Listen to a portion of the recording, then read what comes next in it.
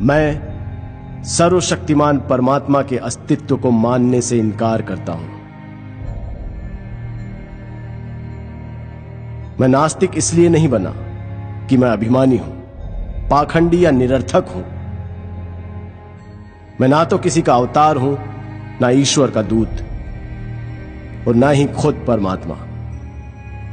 मैं अपना जीवन एक मकसद के लिए न्योछावर करने जा रहा हूं, और इससे बड़ा आश्वासन भला क्या हो सकता है। ईश्वर में विश्वास रखने वाला एक हिंदू पुनर्जन्म में एक राजा बनने की आशा कर सकता है। एक मुसलमान या एक ईसाई को स्वर्ग में भोग विलास पाने की इच्छा हो सकती है। उसे अपने कष्ट और कुर्बानियों के बदले पुरस्कृत होने की कामना हो सकती है। लेकिन मुझे क्या आशा करनी चाहिए? मैं जानता हूं कि जिस पल रस्सी का फंदा मेरे गले में लगेगा और मेरे पैरों के नीचे से तख्ता हटेगा, वो मेरा अंतिम क्षण होगा। किसी स्वार्थ भावना के बिना, यहां या यहां के बाद किसी पुरस्कार की इच्छा किए बिना, मैंने अनासक्त भाव से अपने जीवन को आजादी के नाम कर दिया है। हमारे पूर्वजों को जरूर किसी सर्वशक्तिमान में आस्था रही होगी कि उस विश्वास के सच या उस परमात्मा के अस्तित्व को जो भी चुनौती देता है, उसे काफिर या पाखंडी कहा जाता है।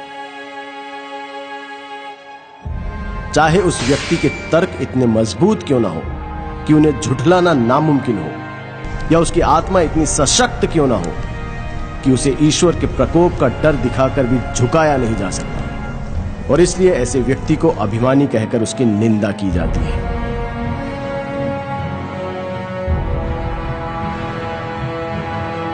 मैं घमंड की वजह से नास्तिक नहीं बना।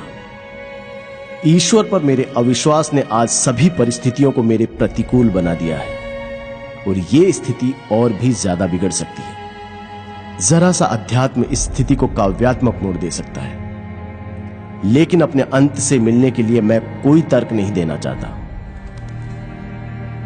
मैं यथार्थवादी व्यक्ति हूं। अपने व्यवहार पर मैं सिर्फ तर्कशील होकर विजय पाना चाहता हूं। भले ही मैं हमेशा इन कोशिशों में कामयाब नहीं रहा हूं, लेकिन यह मनुष्य का कर्तव्य है कि वो कोशिश करता रहे, क्योंकि सफलता तो संयोग और हालात पर ही निर्भर करती है।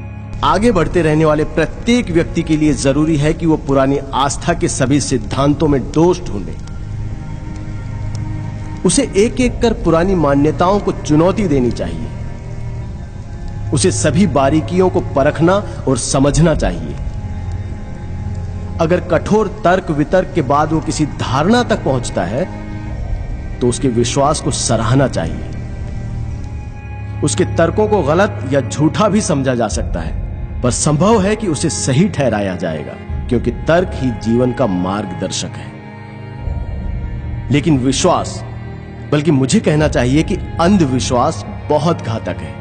वो एक व्यक्ति की सोच समझ की शक्ति को मिटा देता है और उसे सुधार विरोधी बना देता है।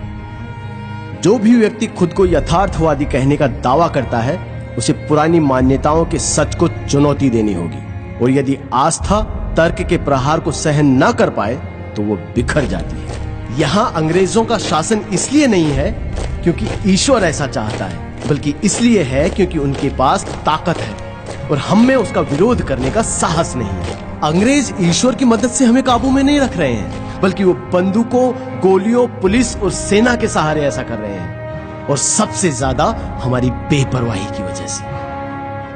मेरे एक दोस्त ने मुझसे प्रार्थना करने को कहा।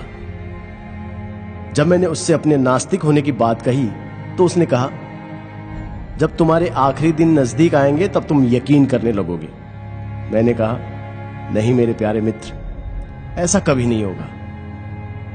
मैं इसे अपने लिए अपमानजनक और नैतिक पतन की वजह समझता हूं। ऐसी स्वार्थी वजहों से मैं कभी प्रार्थना नहीं करूंगा।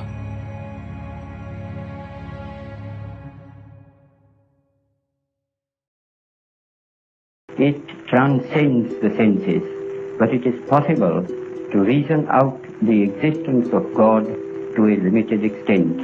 All his activities and movements were guided by slogans of truth and non-violence, to which nobody had any objections.